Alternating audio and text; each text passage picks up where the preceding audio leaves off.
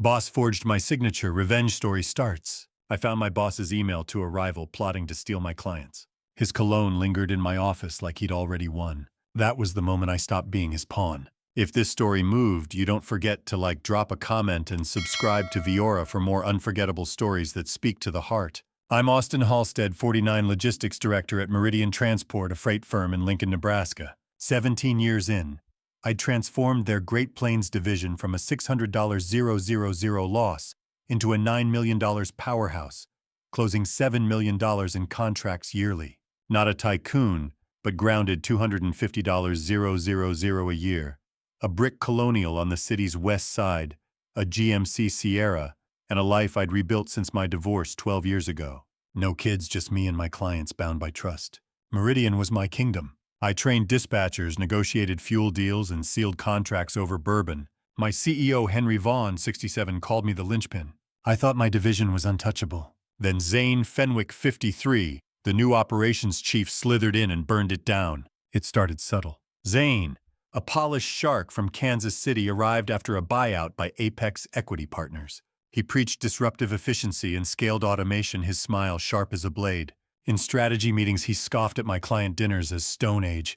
I'd built 85% of our revenue on loyalty, not apps. But Zane pushed digital logistics. New hires slashed incentives. I caught him downloading my client files late one night, his screen glowing in the empty office. I should have called him out. Instead, I watched my gut tightening.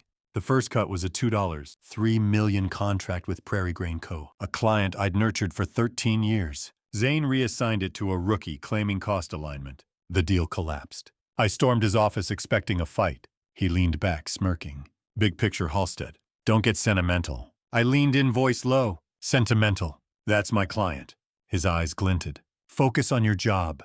Doubt's a quiet killer. By summer, Zane's overhaul hit. My phone buzzed with client complaints, delayed shipments, botched routes. Zane's new hires couldn't handle my accounts. Then I found an email on a shared server, Zane to a peak freight exec. Halstead's clients are ripe. We move soon. My blood ran cold. He wasn't just mismanaging, he was poaching. I printed it, handshaking, and locked it in my safe. This wasn't a mistake. It was a heist. The real blow came in October. Zane called me in suit-pressed smirk, sharper. Austin, you're done. We need lean leadership. 17 years erased in 8 minutes. You're a handshake in a cloud world. He sneered, his cologne thick in the air. I got a severance offer, 5 months' pay tied to an NDA, sign and I'd be silenced. I snatched the papers, walked out, his laugh like a nail in my coffin. My team drivers I'd mentored, clerks I'd backed, watched silent. I kept my head high, but inside I was fracturing. Home was a war zone. My office, stacked with old deal memos, felt like a grave. I poured a whiskey, stared at the NDA. Sign and I'd betray my clients. Fight and they'd destroy me. I called my brother Jake Halstead, 55, a corporate attorney who'd seen boardroom bloodbaths. We met at a Lincoln dive bar, neon flickering. Austin, you sure? Jake asked, sipping rye.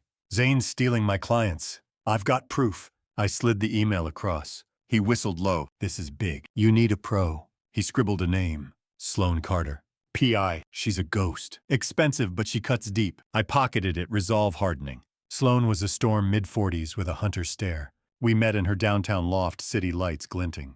What's your play, Halstead? She asked, voice like gravel. Truth. Zane's scheme, his endgame. She nodded. 2 weeks. Act normal. Don't sign that NDA. Normal, like I could with my legacy on fire. I played the game, cleared my desk at Meridian, smiled when Zane bragged about optimization. But every nod was a lie. Sloan moved like lightning. Her first report hit text between Zane and an Apex exec, Victor Ramsey, 63.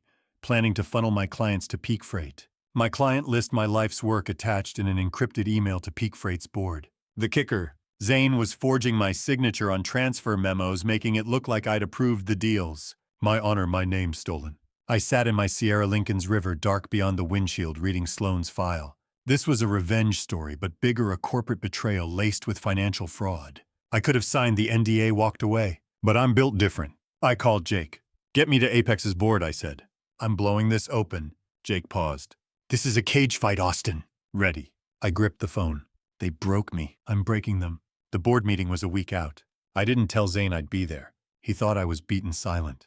I stood outside Meridian's glass tower, watching him pitch my clients to suits I'd trusted. My chest burned for the man I'd been deal closer team leader trusted. Then Sloan called, voice urgent. Got a bombshell. Audio. Zane and Victor at a client lunch. They're planning to tank Meridian's stock post-poach. I listened in my garage, tools silent. Zane's voice smug. Halstead's clients are ours. We crash Meridian, buy it cheap. My blood roared.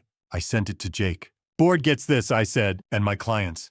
The first twist hit like a sledgehammer. Sloan traced a $1, $2 million consulting fee to an offshore account in Belize linked to Victor Ramsey. Zane had promised him a 10% stake in Peak Freight's profits if my clients jumped ship.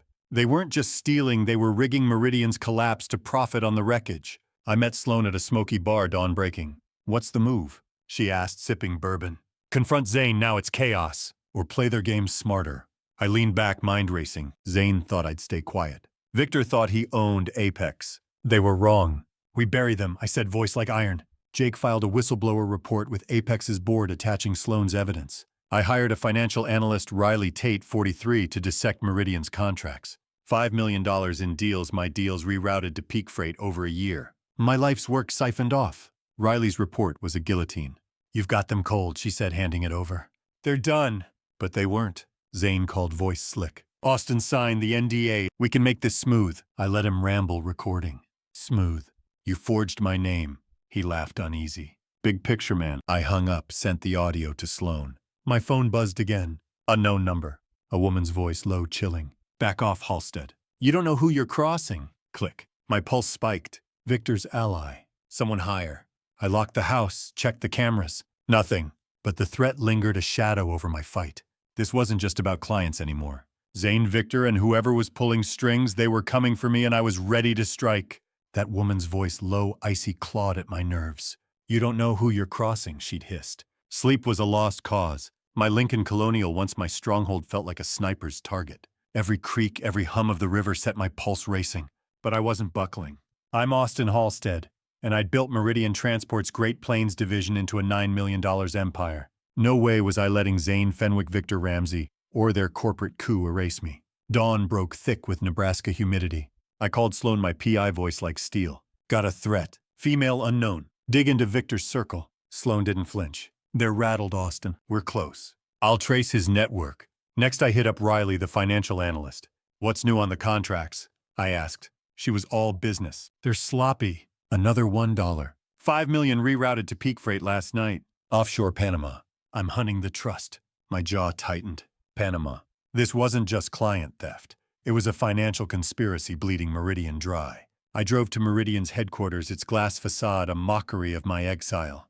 The lot buzzed with my old team drivers. I'd trained dispatchers. I'd backed their nods, heavy with respect. But I wasn't there to mourn. I needed to think. Zane wasn't just poaching my clients. He was dismantling my division, the trust I'd forged over 17 years. Years of dawn shipments, client handshakes, and a bad shoulder gone. I wasn't letting that stand.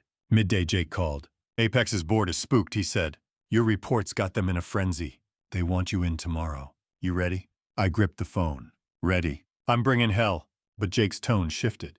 Austin, heads up. Victor's got a board ally, Evelyn Marsh, 59. She's been quiet, but she's tied to him. My stomach twisted. Evelyn, the board member who'd praised my logistics at the 20 summit. Too cozy with Victor at client dinners. Got it, I said low. She's in my sights. That afternoon, Sloan sent a new file. Emails showing $2. $5 million more funneled to Peak Freight with Evelyn's name on a transfer memo. My blood boiled. Zane was the front man, Victor the puppet master, but Evelyn was the insider greasing the wheels. If they were this deep, the fraud was bigger than my clients. But why my division? My accounts were loyal, not a fortune. What was Victor's endgame? No time to guess. My phone buzzed. Text unknown number. Check your garage. My pulse spiked. I strode to the garage, heart hammering. A plain envelope, no marking. Inside a USB drive and a note. They're not invincible. Use it. No signature. I should have called Sloan, but I was too wired. In my office, I plugged in the drive. A video loaded. Grainy footage of Zane and Victor in a Lincoln steakhouse arguing. Zane jabbed a finger. You said Halstead was out. Victor's voice was ice. He is. Evelyn's got the board. We're clear. The video cut out. My hands shook. Evelyn. They weren't just stealing, they were rigging Meridian's collapse. But who sent the USB? Friend. Foe. I forwarded it to Sloan. Find out who's tailing Victor, I said. Someone's playing both sides. She didn't sugarcoat it. On it. But Austin, Victor's old money. His network's dirty. This could get rough. Rough was my language. I'd closed a $5 million deal in 18, saved Meridian from a fuel crisis. But this was blood. I met Jake at his office, showed him the video. His face darkened. Evelyn's a ghost. If she's in the board's compromised. I leaned forward. Then we hit harder. File with Apex. Take them all. Jake hesitated. Big swing, Austin. Sure. I met his eyes. They stole my life. I'm done playing nice. That night I couldn't stay home. The river's hum mocked me. I drove to a bar, ordered a bourbon. The burn steadied me. Then I saw her, not a shadow, but Riley the analyst. She was at a booth sipping gin. Rough night. I asked, sliding in. She smirked. You're one to talk. We swapped stories, her corporate betrayal, my early days sealing deals. For a moment I forgot the war. But as I left, she grabbed my arm. Austin, be careful. That Panama Trust. It's Victor's. Zane's just the face. The face. The words hit like a freight train. Zane was a pawn, Victor the king. But who was the queen? The answer came at dawn. Sloan called, voice urgent. Found the USB source. Ex-employee of Victor's fired last month. Name's Lila Vance, 41. She's got dirt bribery, stock manipulation. Wants to meet. I didn't blink. Set it up. Lila was a wrecked, chain smoking in a coffee shop. Victor wants Meridian's market, she said, eyes darting.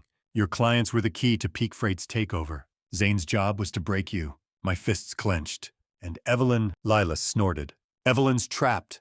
Victor's got leverage, old secrets, shady loans. She called me panicked. I leaned in. Panicked. Why? Lila's eyes locked on mine. Victor's got proof. From her past. Before Meridian. The air vanished. Evelyn wasn't just a traitor. She was caged. Part of me wanted to expose her, let her burn. But the part that had fought for Meridian knew better. I slipped Lila $700. Stay safe, I said. She nodded, gone. The first twist hit like lightning. Sloan sent a new file, bank records, showing a $500 000 wire to a shell company signed by Evelyn, but funneled to Victor's Belize account. The memo read consulting, but it was a bribe. Evelyn was deeper than I thought, but Victor's leash was tighter. I called Riley. Dig into Evelyn's finances. She's the key. Riley didn't hesitate. On it, but Austin, there's more. Zane's been meeting a Vanguard board member, Neil Carver, 56 off books. My stomach dropped. Neil, the board member who'd backed my raises. Another traitor. I met Riley at a diner, neon buzzing. She slid over a report. Neil's got stock in Peak Freight. He's been leaking Meridian's bids to Victor. My mind reeled. This wasn't just a client grab, it was a hostile takeover with my division as the sacrifice. What's the play? I asked. Riley's eyes were sharp. Expose Neil at the meeting. But you need more on Evelyn. She's the weak link. That evening I set a trap. I emailed Zane from a burner account posing as a client. Heard you're taking Halstead's accounts. Meet me at the office 10 p.m. Let's talk terms. He bit, replying instantly.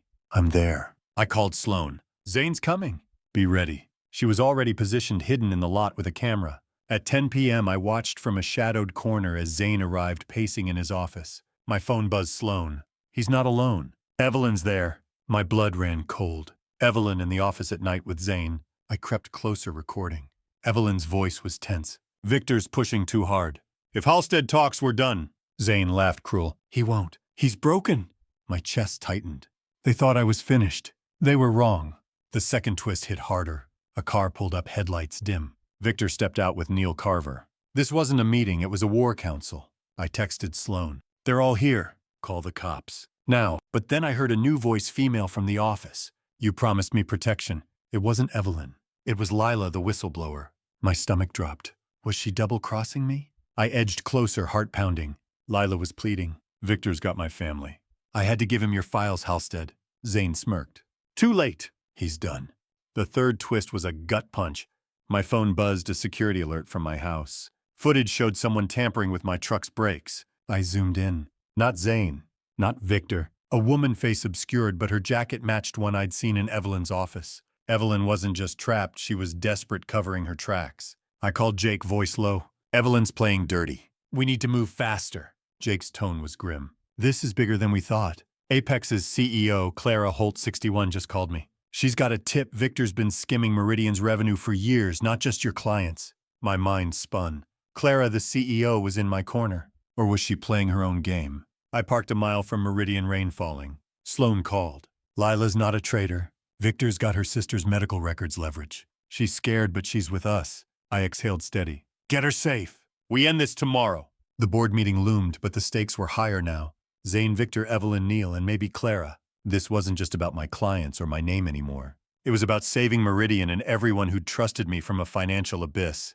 The office was a shadowed battlefield, Zane's voice slicing through the rain-soaked air. "Halstead's done," he sneered as Lila pleaded. "Victor's got my sister." My heart pounded, Evelyn's sabotage of my truck flashing in my mind. I'm Austin Halstead, and I'd built Meridian Transport's Great Plains division into a $9 million empire. No way was I letting Zane Fenwick, Victor Ramsey, Evelyn Marsh, or Neil Carver gut it in a Lincoln night. Sloane's text said cops were 5 minutes out. I had to hold the line. I gripped my phone recording from the shadows. Victor's tone was venomous. "Wipe the servers, Fenwick. Halstead's clients are peak freights by dawn." Neil's voice shook. "What if the SEC knows?" Victor laughed, cold. "They don't. Evelyn's the scapegoat." My blood surged.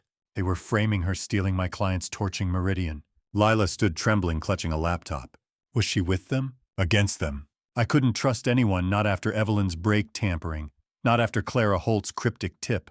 But Lila's fear was raw, and it stirred a flicker of doubt. I whispered to myself, "Stay sharp." Zane grabbed Lila's arm, yanking the laptop. She yelped, stumbling. "I didn't think," I charged, slamming into Zane. We crashed into a filing cabinet, papers flying. Zane roared, swinging a fist. Pain exploded in my cheek, but I pinned his arm knee on his chest. "Stay down," I shouted. Lila scrambled back, gasping. Victor cursed, snatching a hard drive. Neil bolted for the exit. "Austin," Lila cried, voice breaking. I didn't look at her. Not yet. Headlights flared red and blue, cutting through the rain. Sloane had delivered. Zane thrashed, but I held him, ribs screaming from the warehouse fight. Victor slipped toward the fire exit, hard drive clutched. I yelled, "He's running!" Neil was already gone. Lila grabbed the laptop, shoving it into her bag. "Austin, I didn't betray you, prove it," I snapped, hauling Zane up. Sirens wailed, closing in. Cops burst in, shouting, "Hands up!" I released Zane, hands raised. "Austin Halstead," I said, voice steady. "They're your targets." The cops cuffed Zane, his smirk erased. Victor didn't make it far. Sloane's tip had squad cars at the exits. Neil was nabbed in an alley. I handed Lila's laptop to the lead officer, a grizzled guy named Torres. "This has it all. Fraud, client theft, bribes." Torres nodded, bagging it. Lila stood by the door, pale, silent. I met her eyes. They were desperate, but I felt nothing. My statement was sharp: Zane's forgeries, Victor's scheme, Evelyn's betrayal. The cops hauled them out, rain swirling in their wake. The first twist hit the next morning. Sloane called, voice urgent. "Evelyn's gone dark. Left Lincoln last night. But I found something. Her bank records show $200,000 from Victor's Panama Trust, dated before your firing."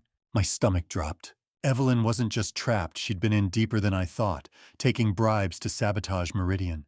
But why run now? I called Riley. "Track Evelyn's accounts. She's the key." Riley didn't pause. "On it." "But Austin, there's more. Clara Holt's been meeting Victor's lawyer off record." My mind reeled. Clara Apex's CEO playing both sides. Or was she setting a trap? The Apex board meeting was hours away. I walked in, Jake at my side, Lila's words burning. Zane was there, cuffed, with Evelyn's empty chair haunting the room. "The chair, doctor." Laura Baxter, 60, skimmed my report, jaw tight. "This is grave," she said. I laughed, cold. "Grave? They stole my clients." I tossed Lila's affidavit on the table, detailing Victor's takeover. Zane glared, silent. Neil shifted, eyes down. "Austin, I didn't save it," I snapped. "You sold us out." I pointed at Zane, who flinched. The second twist was a bombshell. Baxter's phone buzzed. She glanced at it, froze. "We need to pause," she said, voice shaky. "Apex got a tip. SEC's raiding peak freight. Fraud, insider trading." Neil gasped. Zane shot up. "This is nonsense." "Sit," I said, voice like ice. "You're done." The room stilled. Baxter adjourned, promising to regroup. Jake clapped my shoulder outside. "You shook them." "But Clara's not clean." I nodded, scanning the street. A gray SUV idled, tinted windows. Trouble. I called Sloane. "Check Clara's movements." "She's in this." Sloane didn't sugarcoat it. "She is. Got a hit on her phone. She's meeting Victor's lawyer tonight. Warehouse district." "You in?" I gripped the phone. "Hell yes." That night I parked a block from the warehouse, Sloane's directions locked in. Rain pounded the asphalt, streetlights dim. Clara's car was there next to a Bentley.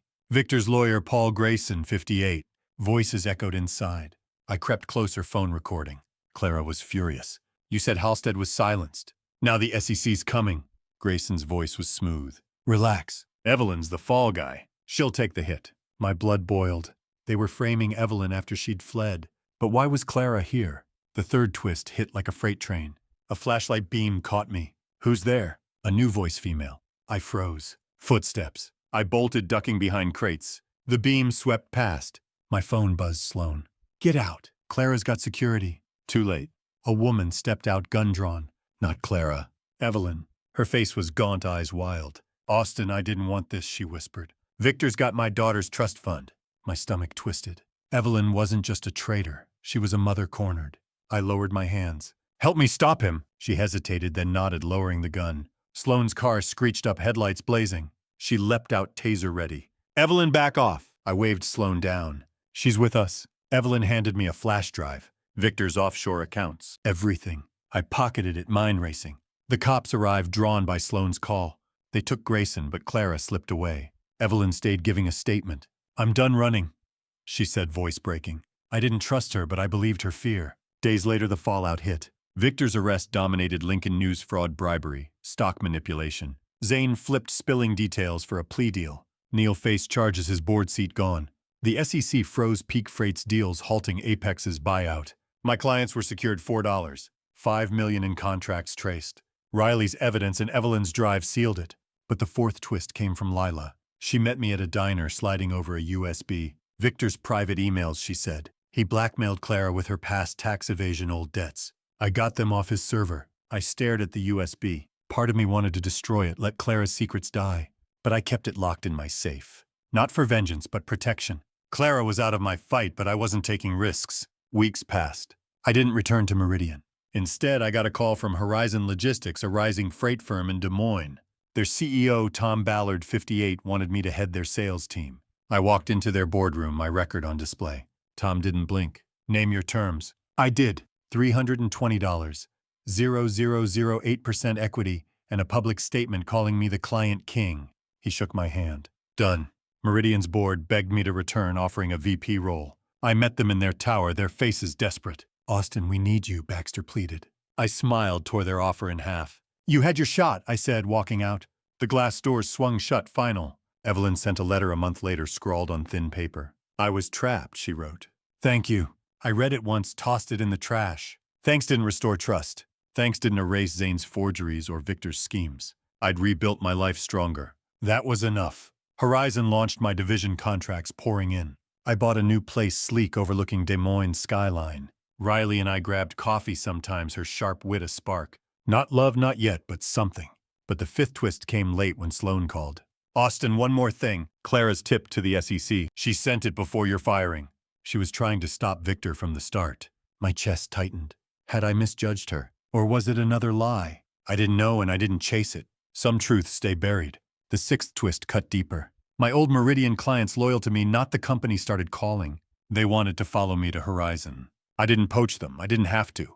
They came because they trusted me. I set up a community fund with my first Horizon bonus, helping small clients hit by Meridian's collapse. It wasn't about tearing down Zane or Victor. It was about lifting up those who'd stood by me. But the final twist was personal. Jake called, voice low. Austin, we found a file in Victor's emails, labeled Halstead Plan. It's got fake complaints, doctored contracts pinned on you. My blood ran cold. They hadn't just stolen my clients, they'd planned to frame me, ruin my name if I fought back. I met Jake at a bar, rain falling outside. What's in it? I asked. He slid a printout over. Enough to bury you. But we sent it to the SEC. It's over. I exhaled, steady. Good. Late at night, staring at Des Moines' lights, I'd see that USB in my mind, feel the weight of what I'd become. Was I a hero? A survivor? Or just a man who chose to rise? I don't know. Maybe you do. Did I do right, tossing Evelyn's letter without a reply? Or should I have given her a chance to explain one last time? What's justice when trust is ash? Can honor rebuild what greed destroys, or does it only scar us? Like what you heard. Hit that like button, share your thoughts in the comments, and subscribe to Viora, because the next story might just be your favorite one yet.